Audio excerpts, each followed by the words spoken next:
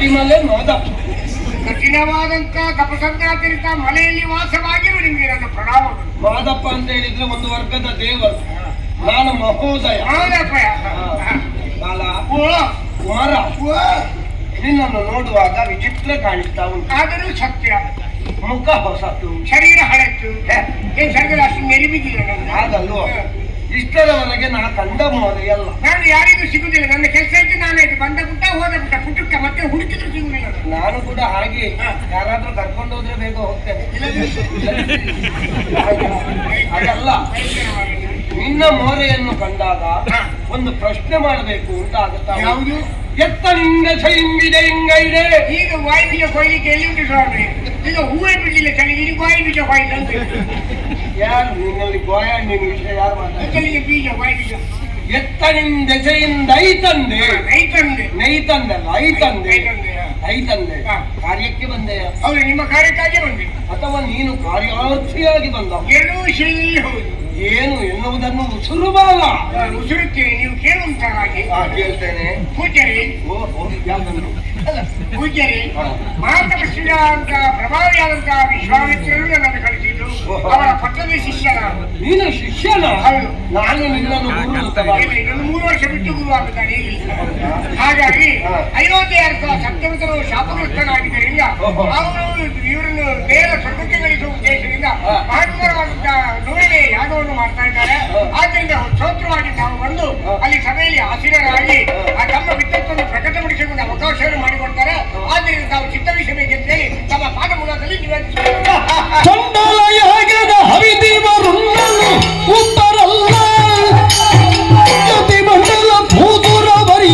ಖಂಡಿತ ಒಬ್ಬರಲ್ಲ. ಕ್ಷೀರ ಸಮುದ್ರದಿಗಾಗಿಯೂ ಮುಳುಗಲು ಬೆಳ್ಳಗಲ್ಲ. ಮಿಥ್ಯಾಚಾರ ಗಾದಿ ಜಗೆಗೆ ದೊರೆ ಸೊಗ್ಗೀರಲು ಸಾಧ್ಯವಿಲ್ಲ.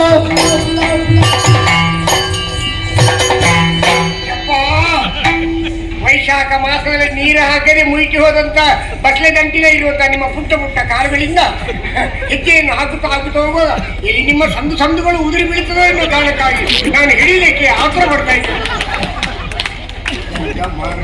ನನ್ನದು ಎಲ್ಲ ಪುಟ್ಟ ವೈಶಾಖ ಶುದ್ಧದ ಬಸಳೆ ದಂಟು. ನಿನ್ನ ಮನೆಯಲ್ಲಿ ಕನ್ನಡಿ ಇಲ್ಲ ಕಾಣ್ತದೆ ಅಲ್ವಾ? ಇಲ್ಲ, ನಾನು ನೀರಲ್ಲಿ ಮುಖ ನೋಡುದು. ನೀರಲ್ಲಿ ಮುಖ ನೋಡುವಾಗ ನಿನ್ನ ಆಕಾರ ಹೇಗುಂಟು ಗೊತ್ತುಂಟ? ಸ್ವಲ್ಪ ಓರೆವರೆಗೆ ಕಾಣ್ತದೆ ನೀರೆಲ್ಲ ನೋಡುವಾಗ. ಯಜ್ಞಕುಂಡದ ಬದಿಯಲ್ಲಿರುವ ತುಪ್ಪದ ಕುರ್ತೆಯ ಹಾಗಿದ್ದು ನನ್ನನ್ನು ವಿಮರ್ಶೆ ಮಾಡ್ತೀನಿ. ದೇವತೆಗಳಿಗೆ ಸಮರ್ಪಣೆ ಮಾಡೋದಕ್ಕೆ ತುಪ್ಪದಲ್ಲೇ ಬೇಕಲ್ವೇ? ಅದು ಯಜ್ಞ ಆದ್ರೆ ಅಲ್ವಾ? ಹೌದು. ಯಜ್ಞ ಆಗದಿದ್ರೆ ಹಾಗೆ ಸಂಗ್ರಹ ಮಾಡಿರ್ತಾರೆ. ಹಾಗೆ ಸಂಗ್ರಹ ಮಾಡಿಟ್ಟ ಕುರ್ತೆ ಆಗಿ ಇದ್ದಿ ಅಂತ ಹೇಳಿದ್ದು. ನಾನು ಕುರ್ತೆ ಮತ್ತೆ ನನ್ನದೆಂತದು ಅಲ್ಲಾಡಿ ಎಲ್ಲಿ ಉದುರಿ ಬೀಳ್ತದೋ ಏನೋ ಹೆದರಿಕೆಯಿಂದ. ನೀನು ಆ ಬಗ್ಗೆ ಆಲೋಚನೆ ಮಾಡಬೇಡ. ಇಲ್ಲ, ಅದು ಉದುರುವಂತದ್ದಲ್ಲ. ಉದುರ್ತಿದ್ರೆ ಇದಕ್ಕಿಂತ ಮೊದಲೇ ಉದುರ್ಬೇಕಿತ್ತು. ಹೌದೌದು, ಆಗಲೇ ಉದುರ್ಲಿಲ್ಲ, ಇನ್ನು ಉದುರುವುದಿಲ್ಲ. ಅವುಗಳು ಅಲ್ಲಾಡುವುದು ಯಾಕೆ? ತಮ್ಮ ಅಸ್ತಿತ್ವವನ್ನು ಸಾಬೀತುಪಡಿಸ್ತಾ ಇದ್ದಾರೆ. ನಾವು ಶರೀರದಲ್ಲಿ ಅಂಟಿಕೊಂಡು ಇಷ್ಟು ವರ್ಷ ಇದ್ದೇವೆ ಎಂದು ತೋರ್ಪಡಿಸಿದ್ವಿ. ಹೌದು, ಭಯಂಕರ. ನೀನು ವಿಶ್ವಾಮಿತ್ರನ ಶಿಷ್ಯ. ಯಾವನೇ ಒಬ್ಬ ವ್ಯಕ್ತಿಯು ಉನ್ನತವಾದ ಪಥವನ್ನು ಸೇರಬೇಕು ಅಂತಾದ್ರೆ ಹಿಂದೆ ಒಬ್ಬ ಗುರು ಬೇಕು, ಮುಂದೆ ಒಂದು ಗುರಿ ಬೇಕು. ದೊಡ್ಡ ಗುರಿಯಾ ಸಣ್ಣ ಗುರಿಯಾ? ನಿನಗೆ ಒಂದು 14 ಸಾಕು. ಕೆಲವರಿಗೆ 6-6ವರೆ ಬೇಕು. ನನ್ನ ಸುದ್ದಿ ಬೇಡ, ನಿನ್ನದು ಮಾತಾಡ ಆಯ್ತಾ? ನೀನು ಒಬ್ಬನನ್ನು ಗುರು ಅಂತ ಒಪ್ಪಿಕೊಂಡಿದ್ದಿ. ಅವನಿಗೂ ಹೇಳುವುದಕ್ಕೆ ಒಬ್ಬ ಗುರು ಬೇಕಲ್ಲ? ಹೌದು. ಯಾರವನ ಗುರು? ನಂಗೆ ಗೊತ್ತಿಲ್ಲ. ನಂಗೆ ಗೊತ್ತಿಲ್ಲ. ಗೊತ್ತಿಲ್ಲ ಅಂತಾದ್ರೆ ಕೇಳ್ಬೇಕು. ನಾವು ಬುಡಕ್ಕೆಲ್ಲ ಕೈ ಹಾಕೋದಿಲ್ಲ. ಬುಡಕ್ಕೆ ನೀವು ಮಾಡುವ ತಪ್ಪದು.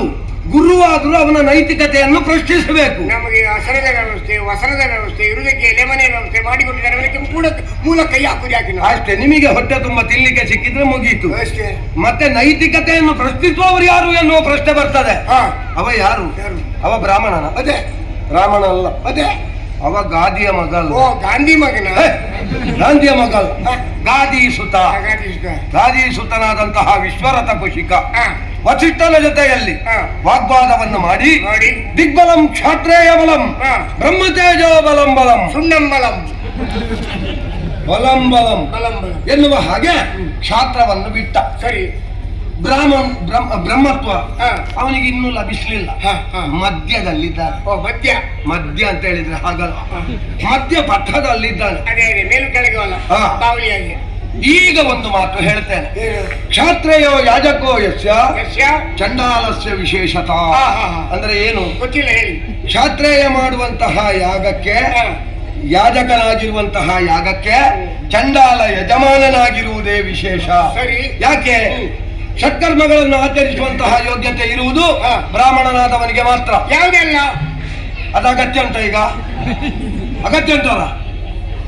ಷಟ್ಕರ್ಮಗಳನ್ನು ಆಚರಿಸುವ ಯೋಗ್ಯತೆ ಇರುವುದು ಬ್ರಾಹ್ಮಣನಿಗೆ. ಸರಿ, ಅದನ್ನು ಗೊತ್ತಿಲ್ಲ ಅಂತ ಹೇಳಿ ಮಾಡಿ. ಗೊತ್ತಿಲ್ಲ ಅಂತ ಹೇಳಲಿಕ್ಕೆ ನನಗೆ ಗೊತ್ತಿಲ್ಲ ಅಂತ ಯಾರು ಹೇಳಿದ್ದು ನಿನಗೆ? ಕೆಲವರೆಲ್ಲ ತುಂಬಾ ಮಂದಿ ಇರ್ತಾರೆ. ಯಾವುದು? ಕೆಲವರಿಗೆ ಗೊತ್ತುಂಟು ಅನ್ನೋದು ಗೊತ್ತಿಲ್ಲ, ಹಾ. ಕೆಲವರಿಗೆ ಗೊತ್ತಿಲ್ಲ ಅನ್ನೋದು ಗೊತ್ತುಂಟು. ಹಾ. ಈ ಗೊತ್ತಿದ್ದನ್ನು ಗೊತ್ತಿಲ್ಲ ಅಂತ ಹೇಳಿದ್ರೆ, ಗೊತ್ತಿಲ್ಲದನ್ನು ಗೊತ್ತುಂಟು ಅಂತ ಹೇಳಿದ್ರೆ, ಗೊತ್ತಿಲ್ಲದ್ದು ಗೊತ್ತಾಗುದಿಲ್ಲ. ಗೊತ್ತಾಯ್ತಾ?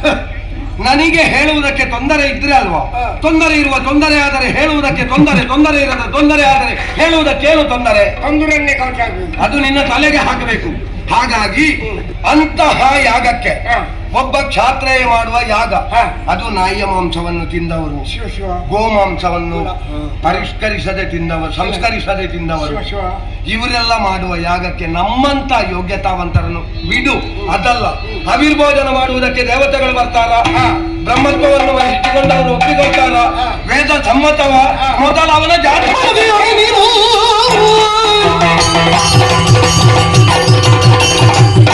ಬಳಗ ಯೋಗಿ ನೀನು ಗುರುವನ ಅಣಗೈವೆಯೇನು ಅದು ಮಾಡಿ ಅಲ್ಲಪ್ಪನ ಹೇಳ್ತೀನಿ ನಾನು ಚರದೊಳಗಿರಿ ಬರ ಸಾತೊಳಗಿರಿ ಬರ ಬಳಗ ಯೋಗಿ ನೀನು ಮಾದೇವಪ್ಪ. ಮಹಾದೇವಪ್ಪ, ಅದು ನಿನ್ನ ಅಪ್ಪ ಮಹಾದೇವಪ್ಪ. ಮಹೋದಯ. ಹಾ. ಮಾದೇವಪ್ಪ. ಮಹೋದಯ ನನ್ನಪ್ಪ ಅಂತ ಕರಿಬೇಡ ಪುಣ್ಯ. ನಿನ್ನ ಅಪ್ಪನಿಗೆ ಬೇಸರ ಆಗಿದೆ. ನನಗೆ ಸಿಟ್ಟು ಬಂದು ನಾನು ಆ ರೀತಿ ಹೇಳಿದೆ. ಸಿಟ್ಟು ಬಂದರೆ ಯಾರ್ಯಾರನ್ನಪ್ಪ ಅಂತ ಮತ್ತೆ ಕರೀದ? ಗುರುಗಳ ಬಗ್ಗೆ ನೀವು ಏನು ಕೇಳ್ತಾ ಇದ್ದೀರಿ? ಹಾ. ಗುರುಗಳ ಕುಲ ಯಾವುದು ಅಂತ ಹೇಳಿ. ಹೌದು. ಗುರುಗಳ ಕುಲವನ್ನು ಕೇಳಬೇಕಾದ ನನಗೆ ಅಗತ್ಯ ಇಲ್ಲ. ಯಾಕೆ? ಈಗ ಪ್ರಾರ್ಥನೆ ಏನೆಂದರೆ, ಏನು? ಕುಲವೆಂದು ಹೊಡೆದಾಡದಿರಿ. ಹಾ. ಕುಲ ಯಾವುದೋ ಸತ್ಯ ಸುಖವುಳ್ಳ ಜನರಿಗೆ ಹಾ. ಕೆಸರನ್ನು ಪುಟ್ಟನ್ನು ಅಗತಂದು ಹಾ. ವಿಸರ್ಜನಾಭರಿಗೆ ಅರ್ಪಿಸಲಿಲ್ಲವೇ? ಹಾ. ನಿಮ್ಮ ಕುಲದ ನೆಲೆ ಏನಾದ್ರೂ ಬಲ್ಲಿರ? ನನ್ನ ಕುಲ ಯಾವುದು ಅಂತ ನನಗೆ ಗೊತ್ತುಂಟು. ನನಗೆ ನಿಶ್ಚಯವಾದ ಕುಲ ಉಂಟು. ಏನು ದೊಡ್ಡ ಕುಲುವ? ಕುಲ ಅಲ್ವಾ? ಕುಲ. ದೊಡ್ಡ ಕುಲುವ? ನಾನು ದೊಡ್ಡ ಕುಲ. ಹಾ. ನನ್ನದು ದೊಡ್ಡ ಕುಲ. ಯಾವ್ದು? ನನ್ನ ಕುಲವನ್ನು ದೇವತೆಗಳು ಒಪ್ಪಿಕೊಂಡಿದ್ದಾರೆ, ಹಾ. ವೇದಜ್ಞರಾದ ಬ್ರಾಹ್ಮಣರು ಒಪ್ಪಿಕೊಂಡಿದ್ದಾರೆ, ವೇದಗಳು ಒಪ್ಪಿಕೊಂಡಿವೆ. ನಿನ್ನ ಗುರು ಇದನ್ನು ಯಾರು ಒಪ್ಪಿಕೊಂಡಿದ್ದಾರೆ? ಅದು ಗೊತ್ತಿಲ್ಲ ನನಗೆ. ನಾನು ಅದೆಲ್ಲ ಪ್ರಶ್ನೆ ಮಾಡಿದೆ. ಗೊತ್ತಿಲ್ಲದಿದ್ರೆ ಯಾರನ್ನು ಪ್ರಶ್ನೆ ನಮ್ಮ ಮಾಡಿ? ಗುರುವಿನ ಬಗ್ಗೆ ಏನಾದ್ರೂ ಮಾತಾಡ್ರಿ. ಎಂತದು? ಯಾವ್ದನ್ನಾದ್ರೂ ನಾನು ಸಹಿಸಿಕೊಂಡೇನೆ. ಗುರುವಿನ ಬಗ್ಗೆ ಮಾತಾಡಿದ್ರೆ ನಾನು ಸಹಿಸಿಕೊಳ್ಳಿಕ್ಕೆ ಆಗುದಿಲ್ಲ. ಯಾಕೆ? ನಮ್ಮ ಗುರುಗಳು ಮನಸ್ಸು ಮಾಡಿದೆ ಹಾ. ಒಬ್ಬ ವ್ಯಕ್ತಿಯನ್ನು ಎಷ್ಟು ಎತ್ತರಕ್ಕೇರಿಸಬಲ್ಲರು. ಹಾ. ಅದೇ ಅವರಿಗೆ ಮನಸ್ಸಿಗೆ ನೋವಾಗ್ಲಿ, ಹಾ. ಎತ್ತರದಲ್ಲಿ ಇರೋ ಎಷ್ಟು ಕೆಳಮಟ್ಟಕ್ಕೂ ತಲ್ಲಬರುತ್ತ ಮಹಾ ತಪಸ್ವಿಯಾದ ಅವರ ಬಗ್ಗೆ ಮಾತಾಡೋದು ಯೋಗ್ಯತೆ ನಿಮ್ಗೆ ಉಂಟಾ? ನಿನ್ನ ಗುರು ನಿನ್ನನ್ನು ಎಲ್ಲರನ್ನು ಉದ್ಧಾರ ಮಾಡುವ ಯೋಗ್ಯತೆ ಉಂಟು ಅಂತ ಹೇಳುವುದಲ್ವಾ? ಹಾ. ಅವ ಉದ್ಧಾರ ಮತ್ತೆ ಮಾಡ್ಲಿ, ಮೊದಲು ನಿನ್ನನ್ನು ಉದ್ದ ಮಾಡ್ಲಿ. ಅಲ್ಲ, ನೀವು ಇವಾಗ ನೀವು ಹೇಗಿಲ್ಲ ಬಾಯಿ ಉಂಟವ ಗುರು.